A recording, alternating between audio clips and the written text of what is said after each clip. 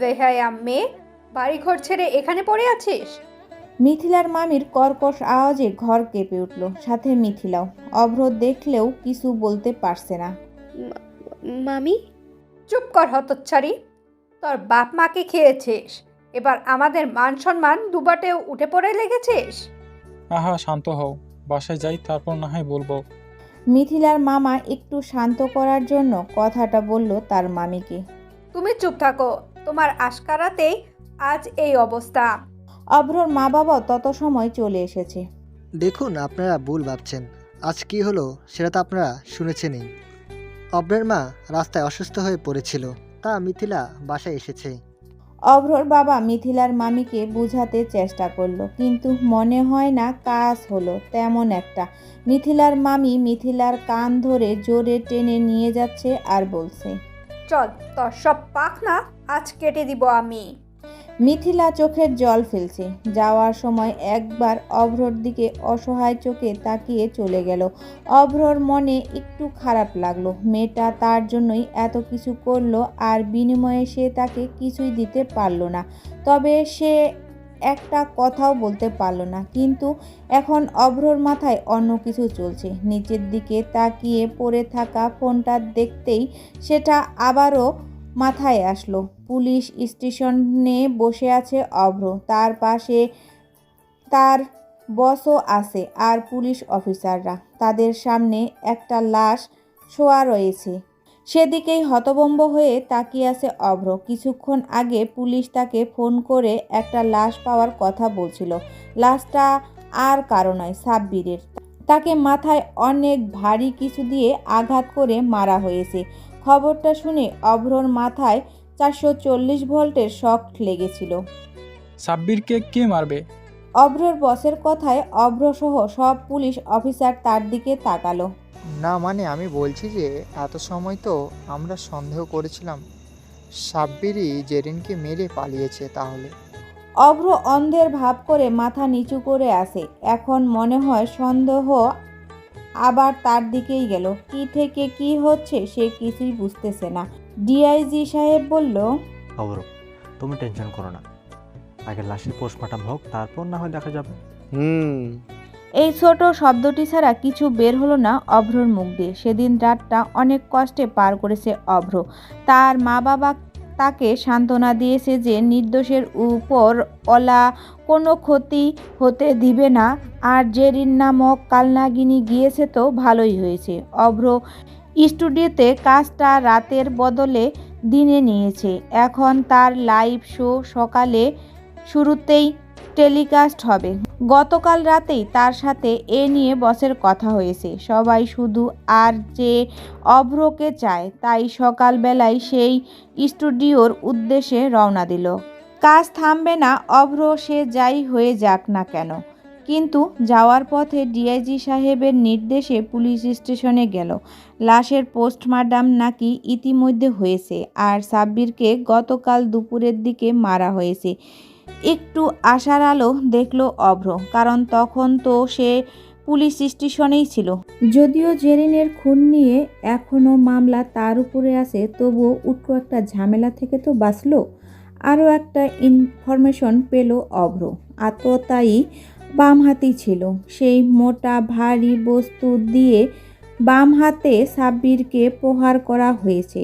অভ্র ভাবতে লাগলো তার চেনা জানা কেউ বাম হাতি আছে কি না, কিন্তু সে নিজে বাদে বাম হাতি কাউকে খুঁজে পেল না। যদিও এখন তার এই অভ্যাস নেই, তবে আগে সে সামান্য কাজে ঝুলেই ভিতরে বাম হাত দিয়ে ফেলতো। এই নিয়ে জেরিনের সাথে অনেক ঝগড়াও হয়েছে। জেরিন তার বাম হাত ব্যবহারের স্বভাব বাদ দিয়ে তবে ছেড়েছে। মাথায় আবারও সেই জেরিনের কথা আসছে। ভাবতে গা রি করে উঠল অভ্রর। না, আর সে তার কথা ভাববে না। সে অভ্রকে ঠকিয়ে এসেছে প্রতিনিয়ত। কিন্তু একটা জিনিস খেয়াল করছে অভ্র, জেরিনের মা বাবাকে আর দেখা যায়নি থানায়। মনে কৌতূহল জাগলেও সেটা কাউকে জিজ্ঞাসা করেনি। কিভাবে করবে, সে তো দুনিয়ার কাছে অন্ধ। স্টুডিওর কাজ শেষে দুপুরে বাসায় ফিরবে, তখনই বাড়ির ঢোকার ঠিক আগ মুহূর্তেই মিথিলার মামা ছুটে আসলো। বাবা, আমার ভাগ্নিটাকে বাঁচাও বাবা, আমার মিথিলাকে বাঁচাও। কেন, কি হয়েছে মিথিলার আঙ্কেল? এমন করছেন কেন? বাবা, অভ্র, মিথিলা কেন, কি হয়েছে আঙ্কেল? কি হয়েছে মিথিলার? কাল এখান থেকে যাওয়ার পর ওর মামি ওকে মেরেছে। আমি কি অপারক মামা, শত চাইতেও ঠেকাতে পারিনি। আজ সকাল থেকে মিথিলার জ্বর। তার মামি মানে আমার স্ত্রী তার দূর সম্পর্কের এক ভাইয়ের ছেলেকে মিথিলার সাথে বিয়ে দেবে বলে আজ বিকেলেই আসতে বলেছে, আর মিথিলাকে ঘরে বন্ধ করেই রেখেছে। হয়তো কিছু সময় পর চলেও আসবে সেই ছেলে, কিন্তু ছেলেটা ভালো না বাবা, অনেক খারাপ। আঙ্কেল, তো এই ক্ষেত্রে আমি কি করতে পারি? এটা কি আপনাদের পারিবারিক ব্যাপার না? মিথিলা তার মনের সব কথা বলে আমাকে। দেখো বাবা, মেয়েটি বাচ্চা, বুঝে না এখনো অনেক কিছু। তোমাকে নিজের মনে বসিয়ে ফেলেছে বাবা, আমাকে অনেক আগেই বলেছিল।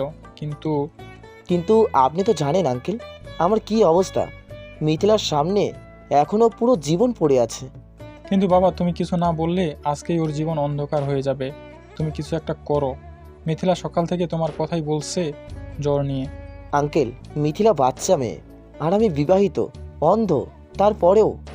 তখনই মিথিলার মামার ফোনে একটা কল আসলো। ফোন পকেটে রেখে সে বলল, বাবা, ছেলেটা নাকি চলে এসেছে, তুমি কিছু একটা করো, আমি তত সময় সামলাই ওদিকে।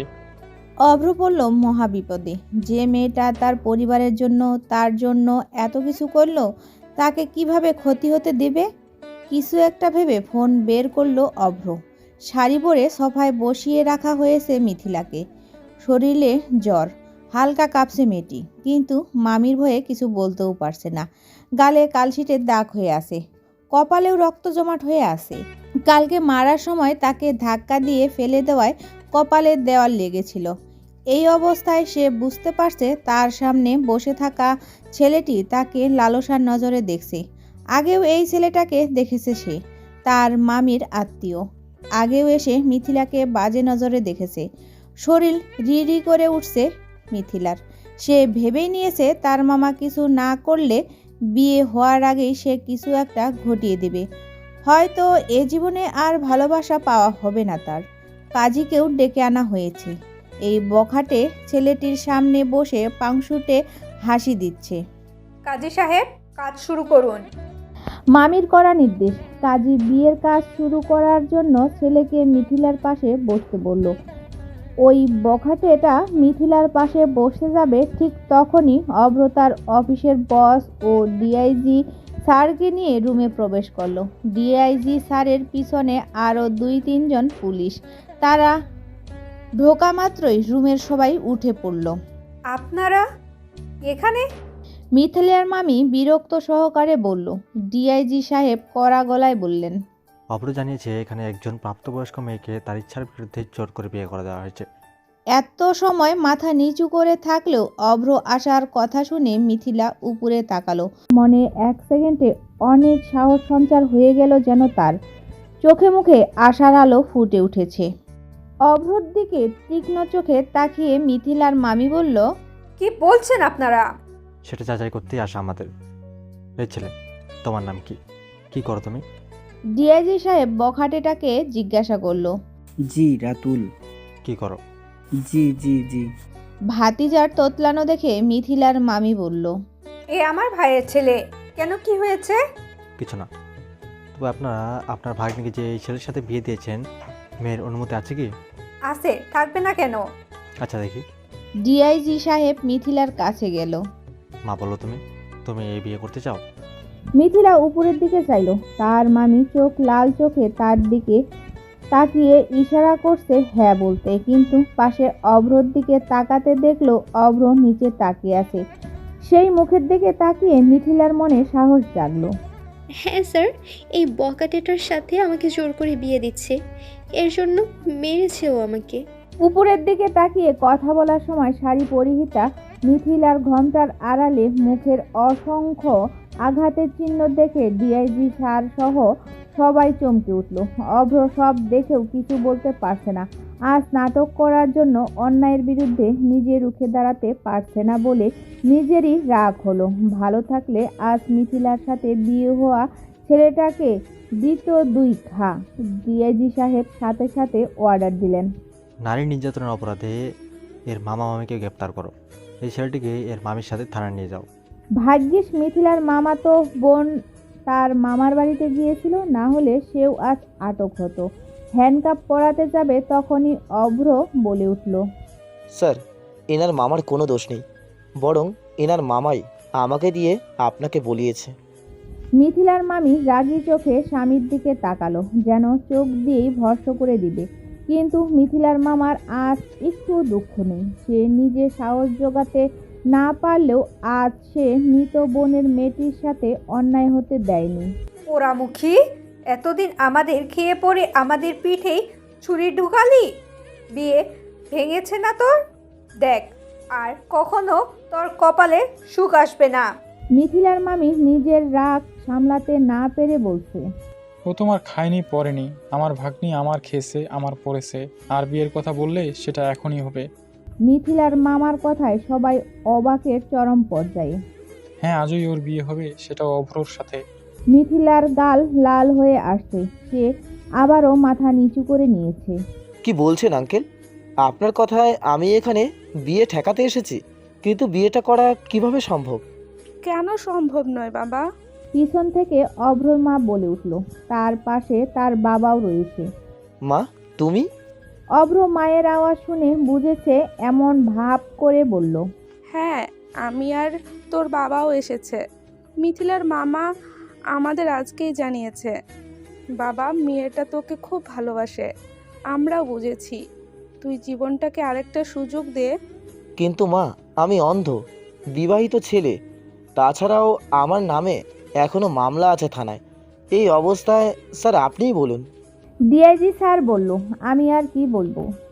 যদিও মামলা চলছে তোমার নামে, তবে তুমি নির্দোষ প্রমাণ হওয়ার আগেই যদি সে তোমাকে বিয়ে করতে চায়, তাহলে আমাদের কি করার? এখন কোনে রাজি হলে হয়, নাকি বলিস বন্ধু? অভ্র, তুমি চিন্তা করো না, আমরা তোমাদের কিচ্ছু হতে দেব না। আমাদের বিশ্বাস তুমি নির্দোষ। আর আমি কি আমার চ্যানেলের স্টারকে সহজে ছাড়বো নাকি? তুমি নিশ্চিত থাকো। এখন শুভ কাজে দেরি করো না তো। অভ্রর বস এত সময় চুপ থাকলেও এখন মুখ খুলল। তুমি আমার মেয়ের বয়সী, তাই বলছি। মা, তুমি রাজি তো অব্রকে বিয়ে করতে? ডিআইজি সাহেব মিথিলার মাথায় হাত বুলিয়ে বলল। মিথিলা লজ্জায় মাথা নিচে নামিয়ে নিল। তার লজ্জা পাওয়া দেখে সবাই বুঝে গেছে। অভ্রর মা বাবা অভ্রকে জোর করে বসালো মিথিলার পাশে। মিথিলার মামি আর ওই ছেলেটাকে থানায় যাওয়ার আগেই বিয়ের দর্শক হতে হলো না চাইতেও। আর কাজী পড়াতে এসেছিল একজনের সাথে, বিয়ে পড়ালো আরেকজনের সাথে। তবে মামার বাড়ি ছাড়ার সময় মিথিলা ডিআইজি সাহেবকে বলল তার মামিকে ছেড়ে দিতে। সে তার নতুন জীবনে কারো অভিশাপের সাথে শুরু করতে চায় না। অভ্রর মা বাবার পাশের ঘরটাই তাদের থাকতে দেওয়ার জায়গা করা হয়েছে। পাশাপাশি বসে রয়েছে অভ্র আর মিথিলা, দুজনেই চুপ। কেউ বুঝতে পারছে না কি করবে, কি বলে শুরু করবে। অভ্রই বলল, মিথিলা, আমি সত্যি আমার এই জীবনের সাথে তোমাকে জড়াতে চাইনি। আমার কোনো নিশ্চিন্তই নেই। মিথিলা হঠাৎ অভ্রর হাতের উপর নিজের হাত রাখল। আমি জানি আপনি কি পরিস্থিতিতে আছেন। আমি শুধু এই বিপদে আপনার পাশে দাঁড়াতে চাই। তাছাড়া নিজ থেকে কোনো দিন আপনার সামনে কিচ্ছুর আবদার করব না আমি। অভ্র চশমার আড়ালেই তার নববধূর দিকে তাকালো। মুখে মারের কালশিটের দাগ, কপালে লাল রক্ত জমাট বাঁধা। তারপরও যেন কি মায়াবী লাগছে মেয়েটিকে। তুমি এত ভালো কেন? একজন স্ত্রী হত্যার অভিযোগে অভিযুক্ত আসামিকে এতটা বিশ্বাস করছো এখনো? আমার আপনার উপর নিজের চেয়েও বেশি বিশ্বাস। আপনি কারো খুন করতে পারেন না। তারপরেও আমার মতো বিবাহিত ছেলেকে বিয়ে করলে তুমি আরও অনেক ভালো কিছু ডিসাইড করতে মিথিলা। বিড়বিড় করে বলল মিথিলা। আর যাই হোক, আমার 4 বছরের ভালোবাসাকে কিভাবে হারাতাম? কি বললে? কই কিছু না তো। বলছি মিথিলা। মিথিলা কি? মিথু বলবেন, শুধুই মিথু। আজ থেকে আমি আপনার বউ, বলবেন না? কি আর বলবো তোমাকে, তোমার আমার মা বাবার জেদের সামনে আজ পর্যন্ত পরাস্ত হলাম। যাই হোক, আমার কিছু সময় দরকার, কিন্তু কথা দিচ্ছি আমি তোমার সাথে কখনো খারাপ কিছু হতে দেব না। তোমার পাশেই থাকবো। দোয়া করো যেন তোমার বিশ্বাস রাখতে পারি। আপনার উপর বিশ্বাস না থাকলেও আমার ভালোবাসার উপর বিশ্বাস আছে। মিথিলা, সরি মানে মিথু, আমি একটু বাইরে খোলা বাতাসে যাচ্ছি, একটু পরে আসবো। তুমি ওষুধ খেয়ে ঘুমিয়ে যেও, কেমন? তুমি অসুস্থ, জ্বর এখনো যায়নি, রাত জাগা ঠিক হবে না তোমার। কেন? বাইরে কেন আবার? একটু মাথা ধরে আছে, তাই খোলা বাতাসে যাচ্ছি, দূরে নয়, বাড়ির বাইরে। এই যাব আর আসবো। আচ্ছা, তাড়াতাড়ি আসবেন। বন্ধ সিলমারা ঘরের মধ্যেই চুপিসারে প্রবেশ করলো অভ্র। রুমটি অন্ধকার, এক গুমট গন্ধ বের হচ্ছে সেই রুম দিয়ে। আস্তে আস্তে অন্ধকার রুমে প্রবেশ করলো অভ্র। পুলিশরা এ ঘরে ঢুকতে নিষেধ করেছে, তবুও আজ নতুন কারোর সাথে জীবন শুরু করার আগে রুমে তো তার আসতেই হলো। রুমের জানালা দিয়ে চাঁদের আলো পড়েছে রুমটিতে। আয়নার সামনে দাঁড়িয়ে নিজেকে দেখছে অভ্র। কত স্মৃতি জেরিনের সাথে এ রুমে, ভালোবেসে কত সময় পার করেছে, কিন্তু কে জানতো এক বিশ্বাসঘাতক সে নিজের বদলা নেওয়ার আগেই চলে গেল পৃথিবী ছেড়ে। এক্ষেত্রেও বিশ্বাসঘাতকতা। আয়নায় নিজেকে দেখে তাচ্ছিল্য হাসছে অভ্র। আর সে সুস্থ হয়েও অন্ধের নাটক করতে হচ্ছে আজ দুনিয়ার সবার সামনে। সে এরকম শুধুমাত্র সেই ছলনাময়ীর জন্য। আজ আবার তার কাঁধে আরেকটা নিষ্পাপ মেয়ের ভার এসে পড়ল। কি থেকে কি করবে সে? নিজের বিষণ্ণ জীবনের কথা চিন্তা করতে করতে আয়নার সামনে হাঁটু গেড়ে বসে পড়ল অভ্র। চোখ থেকে দু ফোঁটা নোনা জল গড়িয়ে পড়ল। হঠাৎ পিঠে কারো হাতের স্পর্শ পেয়ে সামনে আয়নায় তাকালো অভ্র। এত তাড়াতাড়ি আমাকে ভুলে গেলে? গলার আওয়াজ পেয়ে প্রচণ্ড মাত্রায় চমকে উঠল সে। এ কি দেখছে চোখের সামনে? এ তো জেরিন। জেরিন এখানে কিভাবে? সে তো মরে গেছে। তার দিকে তাকিয়ে বিশ্রীভাবে হাসছে জেরিন। অভ্র চোখ কি ভুল কিছু দেখছে? না, এটা জেরিনি, কিন্তু কিভাবে? আমার থেকে ছুটকারা পাবে না তুমি, যতই চাও। বিশ্রী হাসি ছড়িয়ে পড়ছে ঘরের চারদিকে। কাঁধে রাখা জেরিনের হাতটির উপর কাঁপা কাঁপা হাতে নিজের হাত রাখলো অভ্র। হাতের স্পর্শ পেতেই অবাকের আরও চরম মাত্রায় উঠল। পাশে চোখ দিয়ে তাকিয়ে দেখলো এটা তো হাত নয়, কঙ্কাল। মানুষের রক্ত মাংসের কোনো চিহ্নই নেই, কিন্তু কঙ্কালের হাত। জেরিন তখনও তার দিকেই তাকিয়ে হেসেই যাচ্ছে। প্রচণ্ড ভয় হতে লাগলো অভ্রর। সে কোনোদিনও এসব ভূত পেতের বিশ্বাসী নয়, কিন্তু নিজের সামনে এত কাছে এই দৃশ্য, সামনের দিকে তাকিয়ে আবার চোখ হাত দিয়ে চুলকানো ভাব করলো অভ্র। এবার আবার পিছনে তাকালো, কিন্তু না, এবার তো কেউ নেই। আশেপাশে ফাঁকা, একদম চুপচাপ, কেউ নেই আশেপাশে। তাহলে কি ভুল দেখলো? কিন্তু মাত্রই তো সামনে ছিল জেরিন। এত তাড়াতাড়ি কোথায় গেল? হ্যালোসিনেশন হচ্ছে নাকি তার? কিছু ভাবতে পারছে না সে। তার সাথে কি হচ্ছে? আশেপাশে সব জায়গায় দেখলো, চাঁদের আলোতে সব ভালোই দেখা যাচ্ছে। এবার গিয়ে সাহস করে ঘরের লাইটটাও জ্বালালো। না, কিছুই নেই। রুমের সব কিছুই ঠিকঠাক, কালকে যেমন ছিল ঠিক তেমনই আছে। তার মানে কল্পনাতেই দেখেছে এসব। কিন্তু এটা কিভাবে সম্ভব? রুমের লাইট জ্বালার কথা মনে পড়তেই সাথে সাথে আবার অন্ধকার করলো, কারণ কেউ তাকে এ ঘরে দেখলে সন্দেহ করবে, ভাববে সেই খুনি। নিজের কল্পনা ভেবেই উপরের রুমে থেকে নিচে আসলো অভ্র। নিজের রুমে এসে দেখলো মিথিলা ঘুমিয়ে পড়েছে ওইভাবেই, পরনের শাড়ি এলোমেলো। দেখে অভ্র মুচকি হাসলো। মেয়েটা বোধহয় শাড়ি সামলাতে পারে না, নিজেই তার শাড়ির আঁচল দিয়ে তাকে ঢেকে দিল। মুখের উপর ডিম লাইটের আলো পড়েছে, আঘাতগুলোর উপর হালকা হাত ছুঁয়ে দিল অভ্র। কতটা কষ্টই না পেয়েছে বেচারি তার জন্য। না, আর এই মেয়েটাকে কষ্ট দিতে দেওয়া যাবে না। খুব শীঘ্রই তার সব সত্য সামনে তুলে ধরবে, মিথিলাকে সব জানাবে সে। এসব ভাবতে ভাবতেই মিথিলার পাশে শুয়ে তার মাথায় হাত বুলাতে লাগলো ধীরে ধীরে। সকালে আলো চোখে লাগতেই ঘুম ভাঙলো মিথিলার।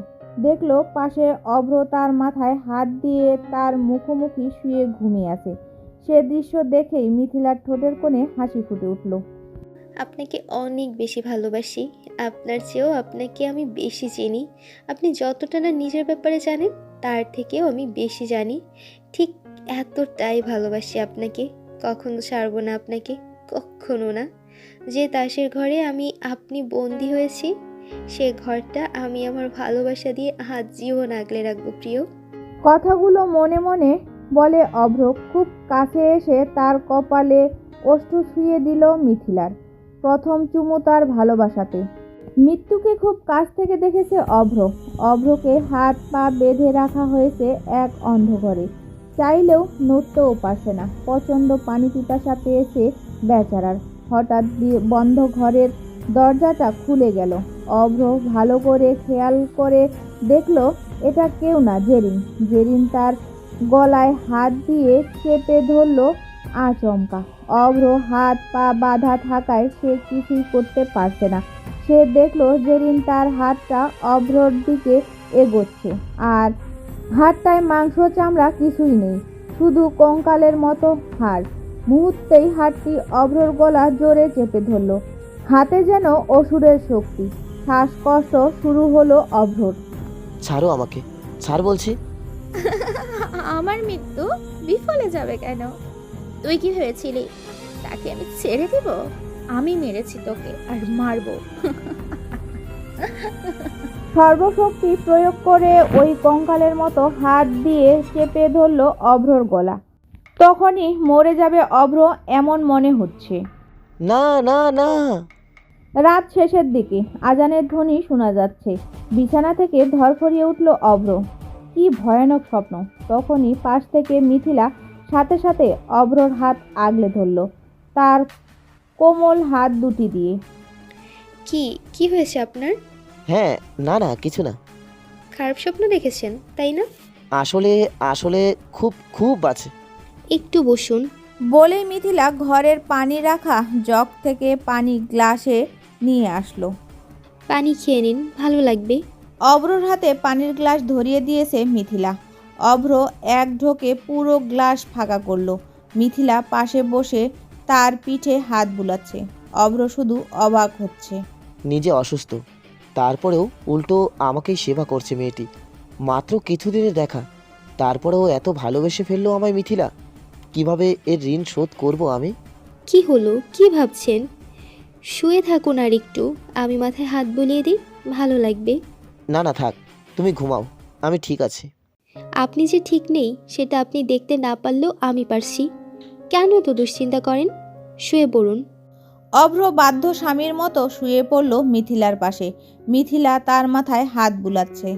শান্ত হয়ে ঘুমান, এমনিতেই অনেক ধকল যাচ্ছে আপনার উপর। অভ্র চোখ বন্ধ করে শুনছে আর ভাবছে যদি মিথিলা জানতে পারে, সে দেখতে পারে, তাহলে মিথিলা কি তাকে অবিশ্বাস করবে? কিছু সময় পর হঠাৎ মিথিলার আওয়াজ আসলো। আপনাকে আমি কিচ্ছু দিতে দেব না। এত বছরের পর অর্জিত ভালোবাসাকে আমি মোটেও হারাতে চাই না। তখনই অভ্র চোখ খুলে তাকালো, মিথিলার দিকে তাকালো, কিন্তু দেখলো তার পাশে মাথায় হাত বুলাতে বুলাতেই ঘুমিয়ে পড়েছে মিথিলা। আর বিড়বিড় করে কি বলছে, ঘুমের ঘোরে কি বলছে মেয়েটি। অভ্র সেদিকে বেশি ভ্রুক্ষেপ না করে ঘুমাতে মনোযোগ দিল। আসলেই মেয়েটির হাতে জাদু আছে। দুঃস্বপ্ন দেখে অভ্রর মনে যে খারাপ লাগার সৃষ্টি হয়েছিল সেটা নিমিষেই ভুলিয়ে দিল। অভ্র ভাবলো এই ছলনাময়ী জেরিনের কথা কম ভাববে সে। রাতে এই কল্পনা, আবার এখন এরকম স্বপ্ন। এভাবে চলতে দেওয়া যাবে না। এসব ভেবে ঘুমিয়ে পড়ল অভ্র। সকালে নাস্তার টেবিলে বসেছে সবাই। অভ্রর মার মুখে মিথিলাকে নিয়ে প্রশংসার ফুলঝুরি উঠেছে। বাবা কি পাগলি মেয়ে এনেছিস আমার জন্য? দেখ আমাকে কিছুই করতে দিচ্ছে না। সকালে উঠে সকল নাস্তা নিজে নিজে করেছে। পরোটা, আলু ভাজি, ডিমের মামলেট, সুজির পায়েস, আলুর দম, আরও কত কি। কিচ্ছু করতে দিচ্ছে না এখন থেকেই। অভ্রর মা অভ্রর পাশে বসে হাসতে হাসতে বলল। পাশে অভ্রর বাবাকে নাস্তা তুলে দিচ্ছিল মিথিলা। অভ্রর মার কথা শুনে সে বলল, মা, এখন থেকে আমি এসে গেছি না, আমি সব সামলাবো। সেটা সামলাও, কিন্তু নিজের দিকেও তো খেয়াল রাখতে হবে মা। কালকে তোমার অসুখ ছিল না? জ্বর ছিল, আর মুখে ক্রিম দাও একটু, এখনো লাল হয়ে আছে। মিথিলার মন একটু খারাপ হয়ে গেল। মা, জ্বর কমে গেছে আমার, আর মুখের দাগের কথা বলছেন? মা বাবা যাওয়ার পর থেকে এসব দাগ মুখে পড়ার অভ্যাস হয়ে গেছে। দেখো কি বলে, মা বাবা গেছে তো আমরা কারা? অভ্রর বাবা বলল, ঠিক বলেছো তুমি। আমরা এখন থেকে তোমার মা বাবা, বুঝেছ? মিথিলা জড়িয়ে ধরল অভ্রর মাকে, আর অভ্রর মা তার মাথায় হাত বুলাচ্ছে। অভ্র চশমার আড়ালে আর চোখে দেখছে এই দৃশ্য। এই 2 দিন আগেই তার বাড়ির কি অবস্থা ছিল, আর মিথিলা এসেই বাড়িটাকে হাসি খুশিতে ভরিয়ে দিয়েছে মনে হয়। কি রে, বসে আছিস কেন? তুই খাওয়া শুরু কর। অভ্রর মা তাকে বলল। মিথিলাও সেদিকে চাইল। হ্যাঁ হ্যাঁ, খাইছি। আর মিথিলা মা, তুমিও বসো, খেয়ে ওষুধ খেতে হবে। অভ্রর বাবা বলল, যাই বলো, আজকে রান্নাটা ফাটাফাটি হয়েছে। তাই তো, আমার মেয়ের হাতের রান্না। কি রে, তুই কিছু বলছিস না যে? অভ্রর দিকে তাকিয়ে প্রশ্ন করলো তার মা। আমাকে বলছো? হ্যাঁ তো কাকে বলবো, বল, বৌমার রান্না কেমন হয়েছে? মিথিলা কৌতূহলী চোখে অভ্রর দিকে তাকিয়ে আছে। অভ্র রুটির এক লোকমা মুখে দিয়ে বলল, মা, ভালো হয়েছে অনেক। অভ্রর এটুকু কথায় মিথিলার মনে আকাশ সমান আনন্দ দেওয়ার জন্য যথেষ্ট। মিথিলা লজ্জায় মাথা নামিয়ে নিল। অভ্রর মা সেটা লক্ষ্য করে হাসি মুখে মিথিলার মুখ উঁচু করল। আমার পিচ্চি মাটা আবার লজ্জাও পায়। এক হাতে জড়িয়ে নিল তাকে। মিথিলা লজ্জায় আরো লাল হয়ে গেল। আচ্ছা মিথিলা, আগে তোমরা কোথায় থাকতে? জি, ঢাকা। কি বলো, অব্রের আগের অফিসে তো ঢাকায় ছিল। আমরা ওখানে কতদিন থেকেছি। অভ্র ওদের কথাগুলো শুনছে। ইস, যদি টাকাই আমার এই মাটাকে পেতাম, তাহলে ভেতরে এত কিছুর ঘটনা ঘটতো না আমার ছেলের জীবনে। অভ্রর মা আফসোসের গলায় মিথিলার সে কথা শুনে মুচকি হাসল। হাসিটার পেছনের মানে কেউ বুঝলো না, কেউ সেদিকে খেয়ালই করেনি হয়তো। আচ্ছা বাবা, কালকে পানি খাওয়ার সময় মনে হচ্ছিল উপর রুম থেকে কেউ হাসছে। অভ্রর বাবার কথা শুনে অভ্রর মুখে খাবার আটকে গেল। মিথিলা অভ্রর মায়ের হাত আরো জোরে জড়িয়ে ধরল। কি বলছো তুমি? ওপরের রুমে তো সিল মারা, ওখান থেকে হাসি মানে? এসব আজগুবি কথা বলে মেয়েটাকে ভয় দেখাচ্ছ শুধু শুধু। হ্যাঁ গো, মনে হলো একটা মেয়ের হাসির আওয়াজ উপর থেকে, কিন্তু আমার ভুলও হতে পারে, তাই আর দেখতে যাইনি। তাই বলো, বয়স হয়েছে, কি না কি শুনছো কথা থেকে, মনে করেছো উপর থেকে আসছে।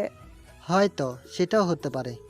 অভ্রর মাথা কাজ করা বন্ধ করে দিয়েছে। গতকাল রাতে সে যেটাকে কল্পনা ভেবেছিল সেটা কি তাহলে? না, এটা কিভাবে সম্ভব?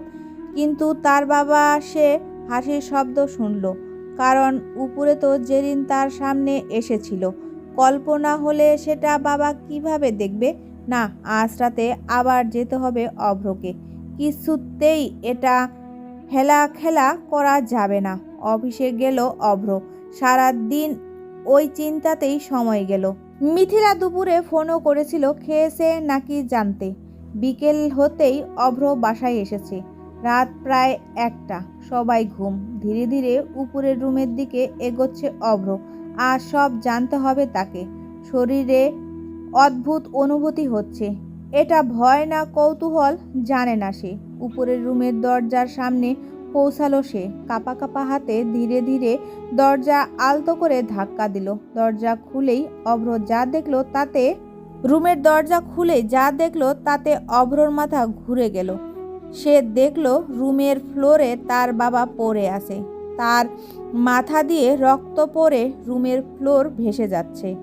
বাবা, বলে অভ্র চিৎকার দিয়ে উঠল, ছুটে গেল বাবার কাছে, বাবার মাথা কোলে নিল। ততক্ষণে নিচ থেকে মিথিলা আর অভ্রর মা চলে এসেছে। তারাও অভ্রর বাবার অবস্থা দেখে হতবিম্ব হয়ে পড়ল। অভ্র তাদের দেখে নিজেকে একটু সামলে নিল। হসপিটালে বসে আছে অভ্রর মা আর মিথিলা। অভ্রও পাশেই বসে, সে যেন শোকে অয়ার্থ হয়ে গেছে। ডাক্তাররা বলছে তার বাবার মাথা থেকে অনেক রক্তক্ষরণ হওয়ায় অবস্থা ক্রিটিক্যাল, রক্ত লাগবে ইমার্জেন্সি, একটু পর এসেই রক্তের গ্রুপ বলবে। অভ্রর মা জিজ্ঞাসা করলো, বাবা তুই উপরে কি করছিলি? আর তোর বাবা যে পড়েছিল সেটা দেখলি কিভাবে? আমি পানি খেতে গিয়ে ওপরের রুম থেকে কিছুর আওয়াজ পাই। ওপরে গিয়ে রুমের ভেতরে গেলেই পায়ে কারো স্পর্শ অনুভব করি। নিচে বসে হাত দিলে টের পাই আমার বাবা শুয়ে রয়েছে। অনেক ডাকার পরেও আমার ডাকে সাড়া না দিলে আর মাথায় হাত দিলে ভেজা ভেজা লাগায় বুঝতে পারলাম এটা রক্ত। তখনই তোমরা চিৎকারের আওয়াজ শুনেছ। কি হচ্ছে এসব বাবা? আমাদের ওপর কে বদলা নিচ্ছে? জানি না মা, আমিও কিছুই বুঝতে পারছি না। তোর আবার কিছু হবে না তো? মা, এসব কথা বলো না, দেখো বাবা ঠিক সুস্থ হয়ে যাবে। অভ্র আর অভ্রের মা এত সময় কথা বললেও মিথিলা অভ্রর বাবা যে রুমে আছে সেদিকেই চেয়ে আছে, চোখে মুখে অস্থিরতা। অভ্র আর চোখে চশমার আড়ালে সেটা দেখছে। হঠাৎ মিথিলা তাদের দিকে তাকিয়ে কেঁদে উঠল। অভ্রর মা মিথিলাকে জড়িয়ে ধরল। মা দেখেছো, আমি অপয়া, নিজের বাবা মাকে হারালাম।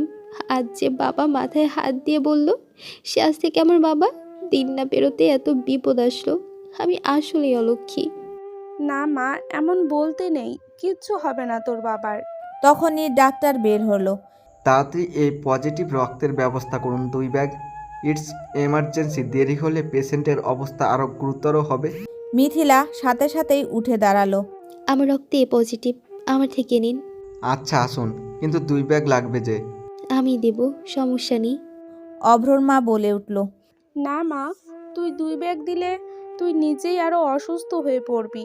এমনিতেই মাত্র জ্বর থেকে উঠলি, আমরা দেখছি কি করা যায়। মিথিলাকে ডক্টর ভেতরে নিয়ে গেল রক্ত দিতে। অভ্রর মাও সাথে গেল। অভ্র রিয়াদ ভাই আর তার বসের কাছে ফোন দিল রক্ত ম্যানেজ করার জন্য। কিছু সময়ের ভেতরেই রিয়াদ ভাই আর তার বস চলে আসলো। সব শুনে সবাই অবাক হলো, কিন্তু আসল খবর হলো রিয়াদ ভাইয়ের রক্তও এ পজিটিভ, তাই অভ্রকে আর টেনশন করতে হলো না। এদিকে খবর পেয়ে পুলিশ এসেছে অভ্রর বাসায়। অভ্রকেও ফোন করে নিয়ে আসা হয়েছে। ডিআইজি সাহেব বললেন, এটা কি হলো অব্র? আজ আবার রিইনভেস্টিগেশন হওয়ার কথা ছিল, রুমে আর অন্য কোনো তথ্য পাওয়া যায় কিনা খুঁজতে, আর তার আগেই এরকমটা হয়ে গেল। অভ্র চুপ করে আছে, সেও কিছু বুঝতে পারছে না। স্যার, আমার পরিবারের ওপর কারো নজর লেগেছে। কেন করছে এসব সে কিছুই বুঝতে পারছি না। তোমার বাবা উপর রুমে কেন এসেছিল? সেটা তো আমিও জানি না স্যার। তার জ্ঞান ফিরলেই আমরা বুঝতে পারবো হয়তো। অভ্র অন্য ঘরে বসে বসে সব কিছু আবার মিলাচ্ছে। এইদিকে তার রুমে ফরেন্সিক বিভাগ এসেছে আবার সকল কিছু খতিয়ে দেখতে। অভ্রর মাথায় একটাই কথা বারবার আসছে, যদি তার বাবাকে মাথায় আঘাত করা হবে তাহলে তখন তার বাবা ব্যথায় চিৎকার করলো না কেন? এই কথা সে বারবার ভাবছে। তাহলে কি পরিচিত কেউ? এসবের উত্তর হয়তো তার বাবা সুস্থ হলেই পাওয়া যাবে। রুমের সকল জিনিসই আবার খুঁটিয়ে খুঁটিয়ে দেখা হলো। অবশেষে 2টা অবাক করা জিনিস পাওয়া গেল। ফ্লোর থেকে পাওয়া গেল কিসের যেন একটা ছোট টুকরা। মনে হচ্ছে মানুষের হাতের যে হাড় থাকে তার আগার অংশ। সেই অংশ দেখে তো সবাই অবাক, কারণ জেরিনের পিস করা মাংস খুব ভালোভাবে পরিষ্কার করা হয়েছিল, আর সেটা থাকলেও তো পোড়া অবস্থায় থাকবে, কিন্তু এটা তো একটু ভাঙা অংশ মনে হচ্ছে। ফরেন্সিক ডাক্তাররা ছিল সেখানে, তারা বলল এটা ফলস হার, অর্থাৎ মানুষের অরিজিনাল হার নয়। বাজারে অনেক শৌখিন জিনিস পাওয়া যায় এমন, যেমন কঙ্কালের হাত, মাথা, এটা সেরকমই একটা জিনিস। আর দ্বিতীয় জিনিসটা আরও চাঞ্চল্যকর, কাপড়ের ছোট একটা ছেঁড়া অংশটা শাড়ি হবে হয়তো, ঘরের দরজার কোণায় ধারালো কিছু একটা অংশের সাথে লেগেছিল। অভ্রকে সামনে বসিয়ে এসব জিনিসের নাম বলা হচ্ছে, সে অন্ধ বলে, কিন্তু অভ্র দুটোই চোখে দেখতে পাচ্ছে। প্রথম কঙ্কালের হাড়ের টুকরোটা দেখে অভ্র শিওর হলো যে সেদিন সে সত্যি জেরিনকেই দেখেছিল। সেটা তার কোনো কঙ্কাল ছিল না, কিন্তু আসলে জেরিন নাকি কেউ, জেরিন বেশ ধরে অন্য কেউ। সকল চিন্তা মাথায় ঘুরপাক খাচ্ছে তার। জেরিন হলে পালাবে কেন? না, সেটা জেরিন রূপী, আর কেউ যে জেরিনের মৃত্যুর সুযোগ উঠাচ্ছে। এতটাই ভাবতে বাধ্য হলো অভ্র। দ্বিতীয় কাপড়ের টুকরাটা দেখা মাত্রই তার যেন শরীরে আগুন জ্বলে উঠল, কারণ এটা অন্য কারো না, মিথিলার শাড়ি। সেদিন এই রকমেরই শাড়ি পরিহিতা নববধূকেই অভ্র বিয়ে করে এনেছিল। অভ্রর বুঝতে বাকি রইল না, মিথিলা সেদিন যে শাড়ি পরেছিল, এই কাপড়ের টুকরা সেম সেই শাড়িটাই। ডিআইজি স্যারকে বলে সে হাসপাতালে ছুটল। তার আজ অনেক কিছু জানার আছে। কাকে রেখে কার উপর ভরসা করবে অভ্র? সে কি জীবনে দ্বিতীয়বারের মতো বিশ্বাসঘাতকতার শিকার হলো? এবার এই মেয়েটাকে বিশ্বাস করবে, এই আশাটা যখনই মনে মনে ঠিক করছিল, তার আগেই ভেঙে গেল। হাসপাতালে পৌঁছে দেখলো বাবার রুমের বাইরে এখনো মাথা নিচু করে বসে আছে তার মা। অভ্রের বাবাকে এখন নর্মাল বেডে শিফট করা হয়েছে। তার রক্ত দেওয়া কমপ্লিট, কিন্তু এখনো জ্ঞান ফিরেনি। হসপিটালে আসার সময় রিয়াদ অভ্রের কাছে ফোন করে এসব বলেছে। মায়ের কাছে যাওয়ার সময় হাতের লাঠির আওয়াজেই হয়তো অভ্রর মা টের পেল তার ছেলে এসেছে। ছেলেকে দেখতেই তার কাছে ছুটে গেল সে। বাবা, ডাক্তাররা তো এখনো কেউ কিছু বলছে না। তোর বাবার কি অবস্থা কেউ বলছে না বাবা। আর মিথিলা? কি হয়েছে মা মিথিলার? ওকে দেখছি না কেন? তোর বাবার রক্ত দিতে গিয়ে মেয়েটা আমার অসুস্থ হয়ে পড়েছে। এমনিতেই জ্বর ছিল গায়ে, রক্ত দিয়ে বারবার মাথা ঘুরে পড়ে যাচ্ছিল বাবা।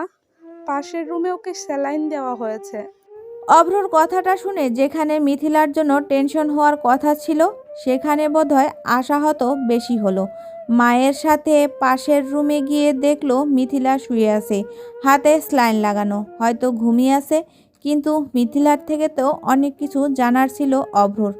এ অবস্থায় অভ্র কিছু বলতেও পারছে না। নিরাশ হলো অভ্র। মা পাশ থেকে বলল, বাবার সামনের বেডে মিথিলা শুয়ে আছে, তুই আয়, বস এখানে। না মা, চলো বাইরে যাই, দেখি ডক্টররা কি বলে, বাবার জ্ঞান কখন ফিরবে। আচ্ছা চল। রুম থেকে বেরোতে যাবে তখনই ডাক্তার সাহেব তাদের সামনে আসলো। আপনাদের পেশেন্টের জ্ঞান ফিরেছে, আপনার দেখা করতে পারেন, তবে খুব সতর্ক, একদম প্রেসারাইজ করবেন না। অভ্রর বাবাকে বেডে শুয়ে রাখা হয়েছে। ধীরে ধীরে চোখে মেলে অভ্র ও তার মাকে দেখে সে হাত দিয়ে তার মাকে কাছে আসতে ইশারা করলো। অভ্রর মা এক সেকেন্ডও বিলম্ব না করে অভ্রর বাবার পাশে গেল, পাশের চেয়ারে বসলো। অভ্র পিছনে পিছনে এসে তার মার পাশেই দাঁড়ালো। এখন কেমন লাগছে তোমার? ঠিক আছো তো? হুম। কি থেকে কি হয়ে গেল? অভ্রর বাবা তখন অভ্রকে হাত বাড়িয়ে আসতে বলল। অভ্রর মা অভ্রর হাত ধরে কাছে নিয়ে গেল তার বাবার কাছে। বাবা অভ্র, মা মা মাথায়। বাবা, কিছু হবে না তোমার, তুমি চিন্তা করো না। না বাবা, শোন না মায়েরও কথা। তুমি চুপ করো, এখন বলতে হবে না, পরে বলবা। বাবা একটু রেস্ট নাও, আমরা না হয় পরেই শুনবো। অভ্রর মা তার বাবাকে চুপ করিয়ে দিল। অভ্রও কিছু বলল না, কারণ এমনিতেই তার বাবা অসুস্থ। অভ্রর মাথা স্থির হচ্ছে না, কি বলতে চাইছে তার বাবা। রাতটা তাদের এভাবেই কাটলো। মিথিলার তখনও জ্ঞান ফিরেনি। অভ্র সারা রাত মিথিলার রুমেই ছিল। ঘুমন্ত মিথিলাকে কতবার পরোক্ষ করে দেখেছে অভ্র তা সে নিজেও জানে না। এই নিষ্পাপ মেয়েটির মনেও কি এরকম কিছু থাকতে পারে? অভ্র সেটাই বুঝতে পারছে না, শুধু অপেক্ষা কখন মিথিলার জ্ঞান ফিরবে আর কখন তার বাবার কাছ থেকে শুনতে পারবে কি হয়েছিল। পরের দিন খুব সকালে অভ্র তার বাবার রুমে গেল। তার মা উঠেছে, অভ্রর বাবার হাত ধরে আছে। বাবা, অভ্র, বাবা এসেছিস? বস, তোর বাবার কাছে আয়। মায়ের কথায় অভ্র গিয়ে বসলো ওর বাবার কাছে। বাবা এখন কেমন লাগছে? দেখ না বাবা, তোর মা আমাকে কিছু বলতেই দিচ্ছে না। ওকে সব জানানো দরকার বাবা। বাবা, তোমার কষ্ট হবে বলতে। না বাবা, শোন, আমি আস্তে আস্তে বলছি। কালকে বা পরশুদিন থেকে উপর রুম থেকে আওয়াজ আসছিল। ভালো করে খেয়াল করে দেখি, হ্যাঁ, উপর রুমে কেউ একজন আছে, কিছু একটা করছে। শুনছাও না হলে এরকম শব্দ আসার কথা নয়। আমি সুপেচারে গেলাম, গিয়ে রুমের দরজা খোলার সাথে সাথে তড়িৎ গতিতে কে যেন ব্যাংকেলিতে চলে গেল। আমার সন্দেহ স্পষ্ট হলো। অন্ধকারে তাকে আমি দেখতে পাইনি তাকে। এ কথাটা শুনে অভ্রর তখন নিজের উপরই প্রচণ্ড রাগ হচ্ছে। সেদিন সে লাইট জ্বালিয়ে পুরো রুমটা দেখলেও বেলকনিটা কেন দেখলো না? সেদিনই সব সত্যি সামনে আসতো তাহলে।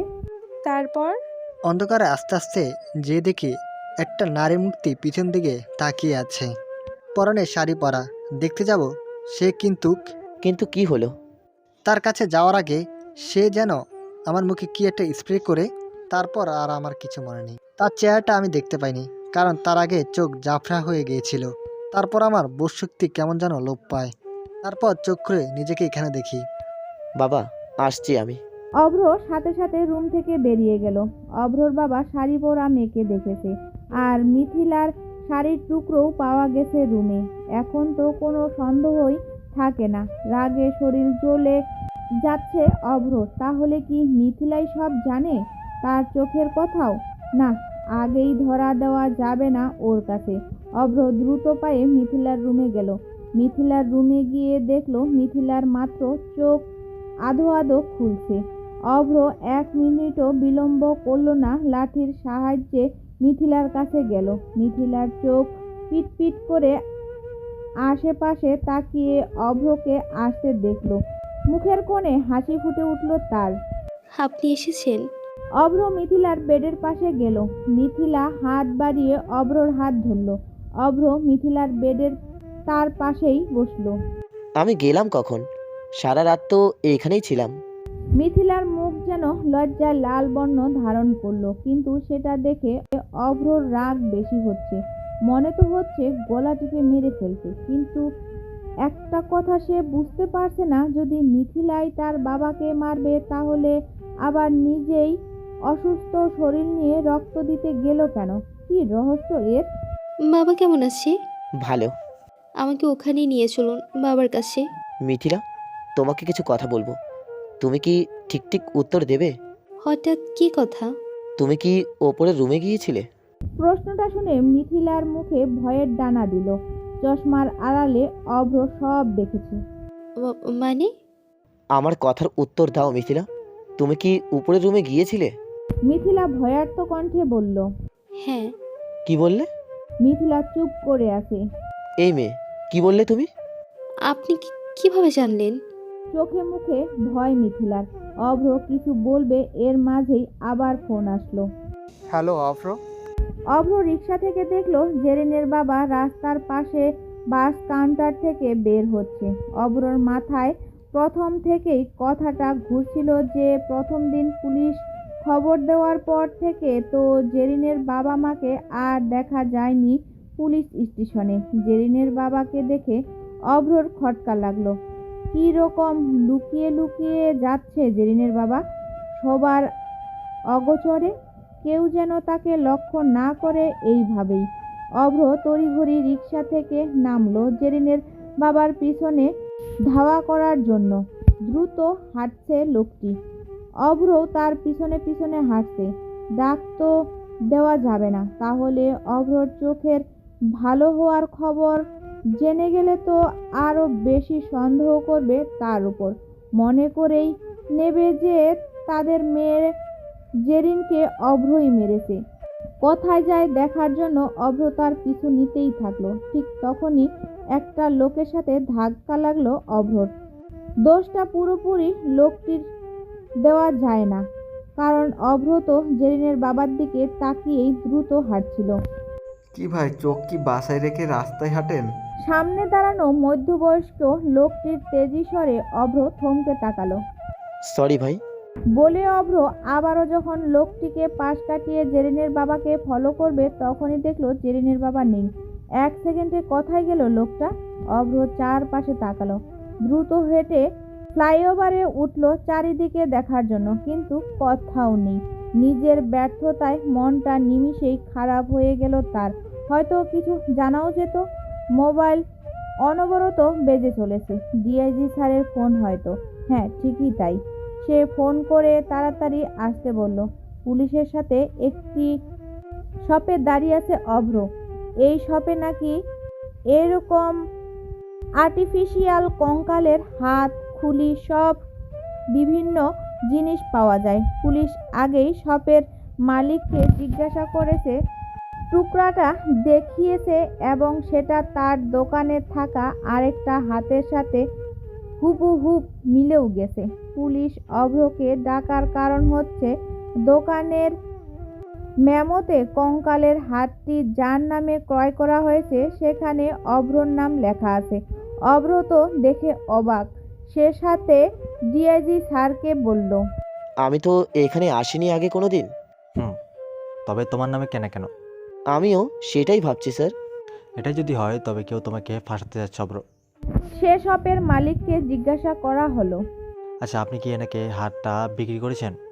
না স্যার, আসলে তখন দোকানে আমার কর্মচারী ছিল। তো তাকে ডাকুন। জি স্যার।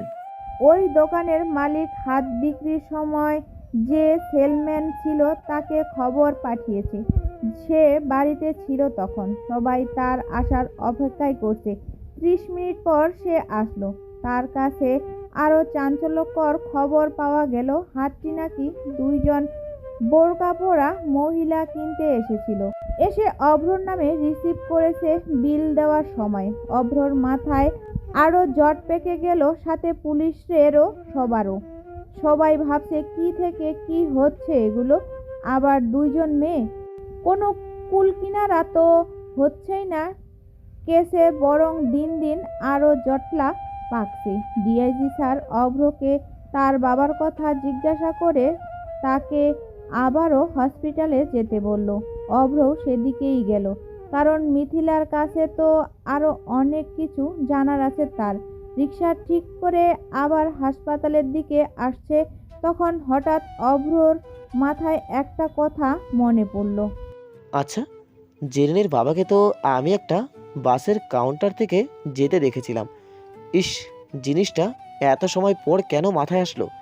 আসলে আমার মাথাটাও খারাপ হয়ে যাচ্ছে এই চিন্তায়। সেখানে গেলেই হয়তো কিছু জানা যাবে। কিছু সময় পর অভ্র আবার সেই বাসের টিকিট কাউন্টারে পৌঁছালো। গিয়ে সেখানকার রিসিপশনকে বলল, আমার পরিচিত একজন, এই নাম, একটু দেখুন তো এই নামে টিকিট বুক করা হয়েছে কিনা। সরি স্যার, আমরা পার্সোনাল ইনফরমেশন কাউকে দিই না। আপনি ভুল বুঝছেন আমাকে। আমি তার কলিগ। সে আমাকে বলেছে আর তার স্ত্রী দুইটো টিকিট বুক হয়েছে কিনা দেখতে, আর না হলে নতুন করে আমাকে কিনে নিয়ে যেতে বলেছে। ও আচ্ছা স্যার, নামটা কি বললেন আর কোথাকারের টিকিট? অভ্র জেরিনের বাবার নাম ও তাদের ঠিকানা, অর্থাৎ যে জেলায় থাকে সেখানকার নাম বলল, কিন্তু বিনিময়ে রিসিপশনিস্ট যা বলল তাতে অভ্রর মাথা ঘুরে গেল। স্যার, এই নামে কিছু সময় আগেই টিকিট বুক করা হয়েছে, কিন্তু কি? কিন্তু সে তো যশোরের বেনাপালে টিকিট কেটেছে। মানে? অভ্র কি বলবে বুঝতে পারছে না। জেরিনের বাবার বাড়ি ময়মনসিংহ, তারা যশোর বেনাপোলে যাবে কেন? আর একটা কথা স্যার, জি। আপনি বললেন তিনি আর তার স্ত্রী, এখানে তো তার নামে 3টা টিকিট আছে, রাত 9টায় বাস। শেষের কথাটা শুনে অভ্রর যেন নিজের ভেতরেই নেই। 3টে টিকিট মানে আরেকজনকে? আচ্ছা ঠিক আছে, তাহলে আমার আর কেনা লাগবে না, থ্যাংক ইউ। Welcome sir. অভ্র বাস কাউন্টার থেকে বেরিয়ে এসে হতবাক হয়ে রাস্তার পাশে বসে পড়ল। জেরিনের মা বাবার সাথে সঙ্গীটা কে সেটা নিয়েই সে চিন্তা করছে অনবরত। তাহলে তারা একা না, তাদের সাথে আরও কেউ আছে। কে সেই তৃতীয় ব্যক্তি? এখান থেকে নড়া যাবে না। রাত 9টার সময় সব খোলাসা হবে তার। তখনই তার ফোনে তার মায়ের ফোন আসলো। হ্যালো বাবা। মা, কি হয়েছে? গলা এমন শোনাচ্ছে কেন? বাবা ঠিক আছে তো? বাবা, মিথিলাকে তো কোথাও খুঁজে পাওয়া যাচ্ছে না। মানে? তুমি এতদিন আমাদের ধোঁকা দিয়ে আসছো, দেখতে পেয়েও নিজেকে অন্ধ বানিয়ে আসছো আমাদের কাছে। অভ্রর সামনে ক্রুদ্ধ চোখে তাকিয়ে আছে 3 ব্যক্তি। তার মধ্যে থেকে অভ্রর বস এই কথাটা বলল। বাকি 2 জন রিয়াদ ভাই ও ডিআইজি স্যারও অবাক হয়ে চেয়ে আছে। অভ্র একটু আগেই তাদের বাস কাউন্টারের ঠিকানা দিয়ে আসতে বলেছে। সেখানে আসলেই অভ্র তাদের অবাক করে দিয়ে লাঠি চশমা ফেলে এগিয়ে যায় সামনে। আর এখন তারা সামনে একটি চা দোকানে বসে আছে মুখোমুখি হয়ে। আমি জানি আপনারা আমাকে অবিশ্বাস করবেন, কিন্তু আমি নিরুপায় ছিলাম। আর ডিআইজি স্যার, আপনি হয়তো আমাকে এক্ষুনি খুনি ভাববেন, কিন্তু আমি নির্দোষ, বিশ্বাস করুন। ওপরওয়ালা চাইলে আর কিছু সময় পরে আমার সত্যটা প্রমাণ হবে। মানে কি বলতে চাইছো তুমি? অভ্র এদের প্রথম থেকে বলা শুরু করলো তার বিদেশ থেকে আসা হতে এখন পর্যন্ত কি হয়েছে, তার বন্ধু হওয়ার কারণ সব। আর আজ একটু পর বাসের অপেক্ষায় কেন করা হচ্ছে, কেন তাদের এখানে ডেকে আনা হলো, সব খুলে বলল। আসলে স্যার, আমি জানি আজ হয়তো আইনীয় সাহায্য না নিলে তাদেরও ধরে কিচ্ছু করতে পারবো না, তাই আপনাকে ডাকা। বুঝেছি তোমার কথা। যদিও আইন আমাকে এমন করার অনুমতি দেয় না, তবুও তোমার সততা দেখে আমরা সবাই তোমার সাহায্য করব। অনেক ধন্যবাদ স্যার। আর রিয়াদ ভাই, বস, আপনারাও আমাকে ক্ষমা করে দিয়েন। আসলে জেরিনকে সাব্বিরের সাথে হাতে নাতে ধরতে আমারই এসব করা। রিয়াদ ভাই অভ্রকে জড়িয়ে ধরল। জানি আমি ভাই কতটা কষ্ট সহ্য করলে মানুষ এমন করতে পারে। আমরা আপনার পাশে আছি। অভ্রর বস বলল। কিন্তু মিথিলা কোথায় গেল অভ্র? সেটা কি খোঁজ খবর করা উচিত নয়? হ্যাঁ স্যার, কিন্তু এখন আর মাত্র 1 ঘন্টা আছে। এখন থেকে গেলে এই সুযোগ আর পরে আসবে না। ঠিক বলেছ। গাড়ি ছাড়তে আর মাত্র 10 মিনিট দেরি। বাস থেমে আছে। যাত্রী প্রায় সবাই উঠে পড়েছে, কিন্তু জেরিনের মা বাবার কোনো দেখা নেই। অভ্রসহ বাকি 3 জন রাস্তার অপর পাশে সামনে একটা দোকানে ঘাপটি মেরে আছে, দৃষ্টি বাস কাউন্টারের টিটির দিকে। হঠাৎ অভ্র দেখলো জেরিনের বাবা একটি ব্যাগ হাতে আসছে, আর পেছনে বরখা পরা 2 মহিলা। বাস কাউন্টারে আসা মাত্রই অভ্ররা সবাই আচমকা তাদের ঘিরে ধরল। অভ্রকে দেখেই জেরিনের বাবা ভয় পেয়ে গেল। স্থির হয়ে দাঁড়িয়ে আছে সে। তবে অভ্রের লক্ষ্য পিছনের মহিলা। সে জেরিনের বাবাকে পাশ কাটাতেই আরেকটা বরখা পরা মহিলা তার পথ আটকালো। তুমি এখানে কি চাই? গলার কণ্ঠ শুনে বুঝতে পারলো এটা জেরিনের মা। অভ্র সে কথায় পাত্তা না দিয়ে এগিয়ে পিছনের মেয়ের দিকে এগোচ্ছে। মেয়েটি কেমন অস্থির আচরণ করছে। অভ্র যতই যাচ্ছে মেয়েটি পিছনে যাচ্ছে ততই। অভ্র হুট করে মেয়েটির মোজা পরা হাত ধরে ফেলল। কিন্তু এটা তো মানুষের হাত না, কি শক্ত, লোহার মতো, আর কি ভারী। অভ্র তার হাত ধরা মাত্রই মেয়েটির দৌড় দিল। 1 সেকেন্ডের মাঝে যেন অভ্র সম্মতি হারালো। সে দেখলো হাতটি তার হাতে খুলে রয়ে গেছে, আর বেরিয়ে পড়েছে সেই হার যার সকালে স্টিক দোকানটিতে দেখেছিল তারা। কিন্তু এখন বিলম্ব করার সময় নয়। এক ছুটে গিয়ে সে পিছনে দৌড়াতে থাকা মেয়েটিকে ধরে ফেলল। অবশ্য বেশি দূর যেতে পারতো না সে, কারণ সামনে রিয়াদ ভাই ছিল। মেয়েটির বাম হাত শক্ত করে ধরে রেখেছে অভ্র। সবার সামনে পর্দা খুলে তার পরিচয় জানার পালা।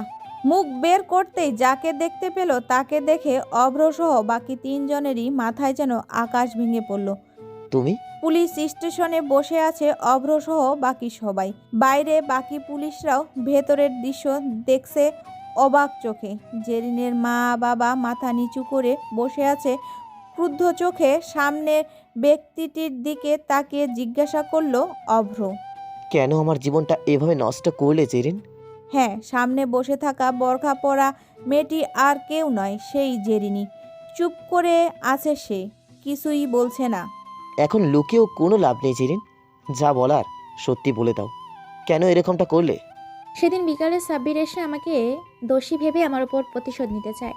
সে তার সকল ক্ষতির লোকসান চায়, বলে আমাকেই দিতে হবে, নইলে আমার আর তার ভিডিও সে ভাইরাল করে দিবে। তার কথায় এটাও জানতে পারি যে সে আসলেই মাদকের ব্যবসায় জড়িত ছিল। আমি ভয় পেয়ে যাই। সাব্বির যাবার পর কি করব চিন্তাই করছিলাম। তখন বাসায় কলিং বেল বাজে। দেখি মা বাবা এসেছে আমার, কিন্তু একা না, সাথে এসেছে আর একটা মেয়ে, নাম স্বপ্না। স্বপ্নাকে বাবা মা নিয়ে এসেছিল আমাদের বাসায় কাজ করানোর জন্য। তারা জানতো তুমি অন্ধ আর আমিও অফিসে যাই, তাই কাজের লোক দরকার হবে হয়তো।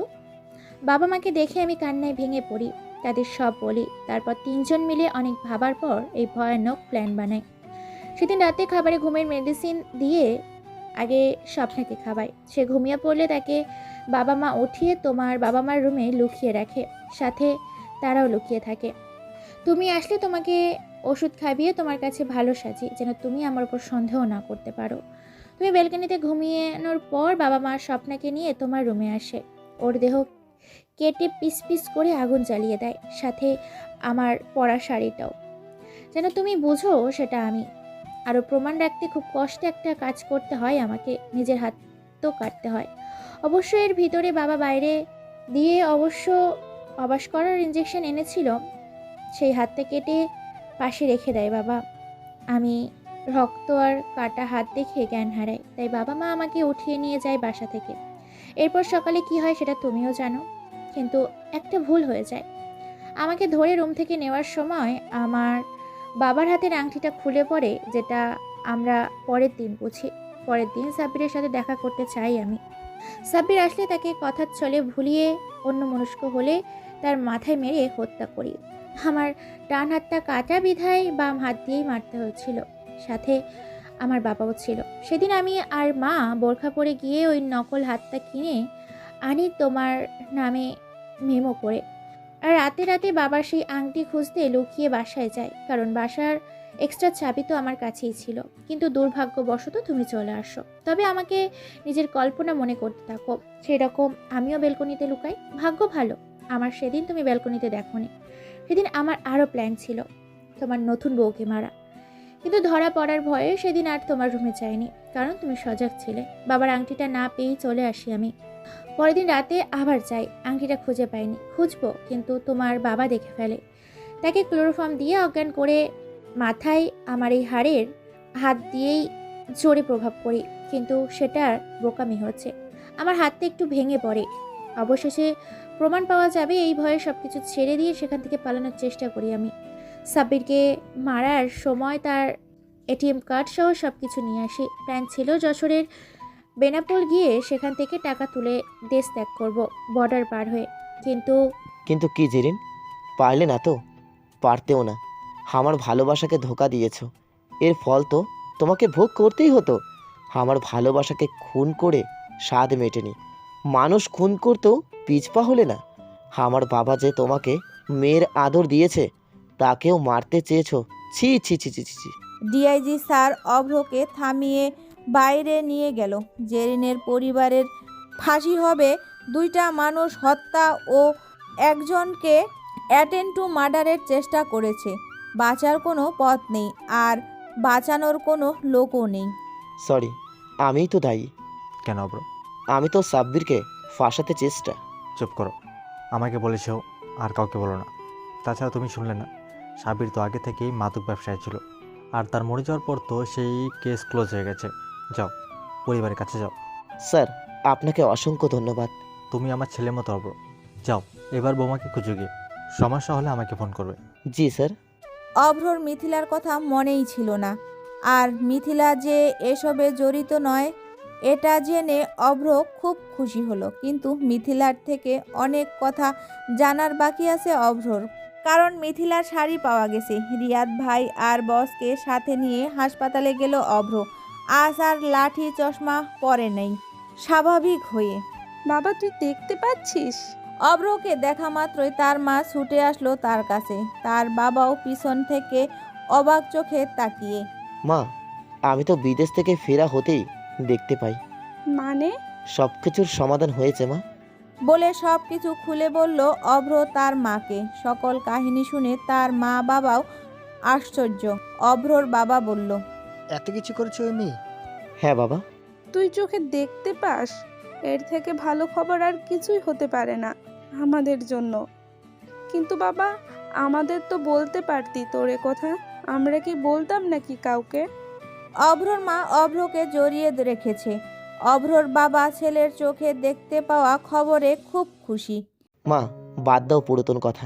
মিথিলা কোথায় গেল মা? ও আসেনি কেন? হ্যাঁ বাবা, আমিও সেটাই ভাবছি, মেয়েটা কোথায় গেল? মিথিলাকে খোঁজার জন্য হাসপাতাল থেকে বেরোবে তখনই দেখে মিথিলা একটা রিক্সা থেকে নেমে এলোমেলোভাবে হেঁটে হাসপাতালের দিকে আসছে। হয়তো অতিরিক্ত দুর্বল শরীর, তাই পড়ে যাবে। অমনি অভ্র ধরে ফেলল মিথিলাকে। মিথিলা চোখ বন্ধ করেছিল ভয়ে। মিঠু? অভ্রর আওয়াজ শুনে মিথিলা চোখ খুলল। অভ্রকে দেখেই কেঁদে জড়িয়ে ধরল তাকে, কিন্তু হঠাৎ যেন অভিমানের ডানা বাঁধল তার। অভ্রর কাঁধ থেকে হাত ছাড়িয়ে গাল ফুলিয়ে অন্যদিকে তাকিয়ে রইল সে। অভ্র অবাক হচ্ছে যে মিথিলা সে চোখে দেখতে পারছে জেনেও আশ্চর্য হচ্ছে না কেন। অভ্র বিলম্ব না করে তাকে কোলে তুলে নিল, হাসপাতালের কেবিনে এনে তারপর শুয়ে রাখলো। সবাই রুমে জড়ো হয়েছে তখন। কোথায় গিয়েছিলে মিঠু? মিথিলা চুপ। অভ্রর মা এসে এবার তার পাশে বসলো। অভ্রর বাবাও মাথায় ব্যান্ডেজ নিয়ে এসেছে বেডের পাশে। রিয়া তার অভ্রর বসও পেছনে। মা চুপ কেন? বলো কোথায় গেছিলে? মিথিলা কান্না কান্না স্বরে বলল, বাবা মা, আপনাদের ছেলে আমাকে সন্দেহ করেছে। অভ্রর বাবা মা রেগে অভ্রর দিকে তাকালো। অভ্র চুপ করে আসে। আচ্ছা মিঠু, তুমি জানতে যে আমি দেখতে পাই? অভ্রর প্রশ্নে সবাই অবাক হলো। আমার প্রথম থেকে বলতে হবে সব, শুনবেন? হ্যাঁ মিথিলা, বলো। আমি আপনাকে 4 বছর ধরে চিনি, ভালোবাসি। মানে? মিথিলা তার সাথে নিয়ে আসা ছোট্ট ব্যাগটা খুলে একটা শার্ট বের করলো। দেখুন তো, চিনতে পারেন নাকি? শার্টটা দেখে অভ্র অবাক। অনেক পুরাতন হলেও শার্টটা তার নিজের, কিন্তু কোথায় এটা রেখেছিল? শার্টটা কোথায় গেল মনে করতে পারছে না। এটা তো আমার। 4 বছর আগে ঢাকা থাকার সময় এক সন্ধ্যায় আপনি কিছু বকাটে ছেলের হাত থেকে একটা মেয়ের ইজ্জত বাঁচিয়েছিলেন, মনে আছে? তার বোরকার হাতার দিকটা ছিঁড়ে গিয়েছিল বলে আপনি নিজের শার্ট খুলে পরিয়ে দিয়েছিলেন। হ্যাঁ, মনে পড়েছে। আমি সেই মেয়ে। কি? আমার তো তখন বয়স আরও কম, 15 কি 16 হবে। হয়তো ভালোবাসা বুঝতাম না, কিন্তু আমার আবেগ সেদিন থেকে আপনি। আমাকে কেউ ভালোবাসতো না, বকাটেগুলো থেকে বাঁচিয়ে আপনি যখন আমাকে বুকে জড়ালেন ভয় পেয়েছি বলে, তখন জীবনের প্রথম মনে হয়েছিল আমার একটা নিরাপদ আশ্রয়স্থল আছে। সেদিন হয়তো আমার চেহারা আপনি দেখেননি, কিন্তু আপনার চেহারা আমার এই মনে গেঁথে গিয়েছিল। আমার বান্ধবীরা এসে যাওয়ায় আপনি তাদের কাছে দিয়ে আমাকে রেখে যান। তারপর প্রায় প্রতিদিন সেই স্কুল থেকে আসার সময় যাওয়ার সময় রাস্তায় আপনাকে খুঁজতাম, কিন্তু পাইনি। দিন শেষে মামির হাজারো অত্যাচারের পর এই শার্টটাই ছিল একমাত্র আশ্রয়স্থল। এই শার্ট বুকে নিতেই মনে হতো আপনি আমার কাছে আছেন। একদিন হঠাৎ আপনাকে রাস্তায় দেখে স্কুল কামাই দিয়ে আপনাকে ফলো করি, আপনার অফিসের ঠিকানা পাই। এরপর থেকে প্রতিদিনই দূর থেকে দেখতাম আপনাকে, কিন্তু কাছে যাইনি। মনে করতাম আমি যে অনাথ, আর অনাথকে কি কেউ ভালোবাসবে, মেনে নেবে তার পরিবার? মামি বলতো এই অনাথকে বিয়ে করবে কে, কি আছে এর? এরকম দূর থেকে দেখতাম, কিন্তু কাছে যাইনি। মনে করতাম আমি যে অনাথ, আর অনাথকে কি কেউ ভালোবাসবে, মেনে নেবে তার পরিবার? তারপর একদিন আপনি অফিসে আসেন না, পরের দিনও না, এভাবে 10 দিন আপনাকে না পেয়ে অফিসে যাই। আপনার নামও তো জানতাম না। চেহারার বর্ণনা দিতে বলে আপনার বদলি হয়েছে। জীবন আমাকে বাঁচার উৎস দিয়েও কেড়ে নিল এভাবে। আবার আমি মনমরা হয়ে গিয়েছিলাম। অবশেষে আমার মামারও বদলি হলো ঢাকায়। কিন্তু ভয় হতো, আপনি তো অন্য কাউকে বেছে নিতেও পারেন এই জীবনে। কে জানতো আমার ভাবনাই সত্যি হবে। কিন্তু কি ভাগ্য দেখুন, আপনার ঠিক পাশের বাসায় ভাড়া নেওয়া হলো আমাদের। হঠাৎ একদিন বেলকনি থেকে আপনাকে দেখলাম। আপনি সেদিন হয়তো বিদেশ থেকে আসছিলেন। আপনাকে দেখে নিচে নেমে আপনার কাছে যাব, তখনই দেখি আপনার লাঠি বের করে চশমা পরে অন্ধের অভিনয় করলেন। আমি অবাক, এই 1 সেকেন্ডে আগেও তো ভালো ছিলেন আপনি। তাহলে তার কিছু মুহূর্ত পরই একটা মেয়ে আপনাকে এসে জড়িয়ে ধরে। আমার যেন মরে যেতে ইচ্ছে করছিল তখন। সব পেয়েও হারালাম আমি। জানতে পারি আপনি বিবাহিত, কিন্তু আপনার এই অন্ধের নাটকে আমার খটকা লাগে। তারপর দিন ইচ্ছে করে আপনার সাথে ধাক্কা লাগাই। এরপর থেকে তো জানেন, কখনো চাইতে কখনো না চাইতেও আমার আপনার সাথে দেখা হয়। প্রতি রাতে বেলকনি থেকে দেখতাম আপনি ভালো সেজে অফিস থেকে বাড়িতে ঢোকার আগ মুহূর্তে আবার অন্ধের অভিনয় করতেন। আপনার সাথে মিশে কারণ জানার চেষ্টা করি, কিন্তু আপনি কিছুই বলতেন না।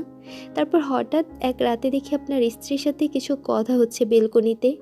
আপনি তাকে দরজার অপর পাশ রেখে দরজা বন্ধ করে দিলেন। তারপর ঘুমিয়ে পড়লেন চেয়ারে। সারা রাত আপনাকে আমি দেখেছি নিজে না ঘুমিয়ে। কিন্তু ভোরের দিকে দেখি রুমের জানালা দিয়ে ধোঁয়া বেরোচ্ছে। ছুটে যাই আমি, আমার দেখা দেখে অন্যরাও আসে। তখন আপনি ঘুমিয়েছিলেন। তারপর সব জানার পর আমার সন্দেহ আরও প্রবল হয়, কেউ আপনাকে ফাঁসাতে চাচ্ছে। কারণ আপনি তো আমার সামনেই ঘুমিয়েছিলেন সারা রাত। আপনাকে এভাবে রেখে একা কেমন করে আসব? সারা দিন সাথেই ছিলাম আপনার। মামি আমাকে বিয়ে দিতে চাইলে আমার সব আশা যেন ভেঙে গেল। কিন্তু যখন মামাকে সব বলার পর আপনি আসলেন আর বিয়ে হলো আমাদের, বিশ্বাস করুন, এই জীবনে এতটা খুশি আমি আগে কখনো হইনি। সেদিনটাতে আমি ওই ঘরে গিয়েছিলাম নিজের মতো খুঁজতে, একটা আংটি খুঁজেও পাই। আপনাকে সেদিনটাতে বলবো বলবো করে বলা হয়নি, তার আগেই বাবার এই অবস্থা। মিথিলা ব্যাগ থেকে আংটিটা বের করলো। ও, সেজন্যই হয়তো তোমার শাড়ির একটা অংশ লেগে গিয়েছিল আসার সময়। জানি না, হয়তো খেয়াল করিনি। অভ্রর কাছে এবার সব ক্লিয়ার। রিয়াদ ভাইকে আংটিটা দিল পুলিশের কাছে হস্তান্তর করার জন্য। অভ্র উপরওয়ালাকে হাজারো ধন্যবাদ দিচ্ছে এরকম একজনকে তার জীবনে আনার জন্য। তার মা বাবা তো মিথিলার কথা শুনে তাকে এখন পর্যন্ত জড়িয়ে ধরে রেখেছে। এত ভালোবাসতেও কেউ পারে? মিথিলা এখনও মুখ ফুলিয়ে আছে। অভ্র ওভাবেই খাইয়ে দিচ্ছে তাকে নিজের হাতে। ঘরে তারা দুজনই আছে, সবাই চলে গেছে। অভ্রর মা বাবা পাশের রুমে, অভ্রর বাবাকে যে রুমে শিফট করা হয়েছিল সেই রুমে। অভিমান পরেও করতে পারবে, আমার উপর রাগ সারা জীবন দেখাতে পারবে। আগে খেয়ে দিয়ে সুস্থ হয়ে নাও। মিথিলা একবার তার দিকে তাকিয়ে আবার অন্যদিকে ফিরল। আচ্ছা, এরকম করলে হাজরে অভ্রর মেয়ের ফ্যানের অভাব নেই। কথা শোনা মাত্রই অভ্রকে এক খামচি দিয়ে দিল মিথিলা। খামচি দিয়ে ধরেই আছে। অভ্র ব্যথা পেয়েও মুচকি হাসছে। আমাকে এক টুকরো শাড়ির জন্য অবিশ্বাস করতে পারলেন আপনি? সরি বউ, তাছাড়া তুমিও তো বলোনি আমাকে যে তুমি জানো আমি দেখতে পাই। এক টুকরো কাপড়ই এরকম, আর সেটা বললে তো ফাঁসি দিয়ে দিতেন। বউ, ব্যথা লাগছে কিন্তু। মিথিলা সাথে সাথে ছেড়ে দিল অভ্রকে। নখের দাগ বসে আছে। নিজেই হাতটা নিয়ে ফু দিতে লাগলো। মেরে আবার আসছে এখন? মিথিলা কড়া চোখে তাকিয়ে বলল, আর অবিশ্বাস করবেন? না না, কোনোদিনও না, আগে খেয়ে নাও। আরও এক লোকমা মিথিলার মুখে তুলে দিল অভ্র। খাওয়ানো শেষ করে নিজেও সামান্য খেয়ে নিল। মিথিলার পাশে বেডে বসেছে অভ্র। মিথিলা তার মাথা অভ্রর কাঁধে রাখল। ওপরবেলা সবার ভাগ্যে একজনকেই ঠিক করে রাখে, তাই তো সব কিছুর পরেও আমি তোমাকে পেলাম মিথু। আমিও ভাবিনি আপনাকে পাবো আমার জীবনে। মিথিলার হাত নিজের হাতের ভাঁজে নিল অভ্র। মিথিলাকে নিজের আরও কাছে আগলে ধরল। মিথিলাও পরম আবেশে অভ্রর বুকে মাথা রাখল। মিথিলার মাথায় অধর ছুঁয়ে অভ্র বলল, মিঠু, হয়তো আমাদের এই জীবন ক্ষতস্থায়ী, কিন্তু এই ছোট্ট জীবনে যে সংসার নামক হয়েছি সেটা দীর্ঘময়ী করার দায়িত্ব শুধু আমাদের ভালোবাসার। মিথিলা বিনিময়ে তার ভালোবাসার মানুষটির দিকে তাকিয়ে তৃপ্তির হাসি দিল। আপনাদের সাড়া পেলে শীঘ্রই নতুন গল্প নিয়ে আসবো আপনাদের মাঝে। সাথে থাকবেন সবাই, ভালো থাকবেন।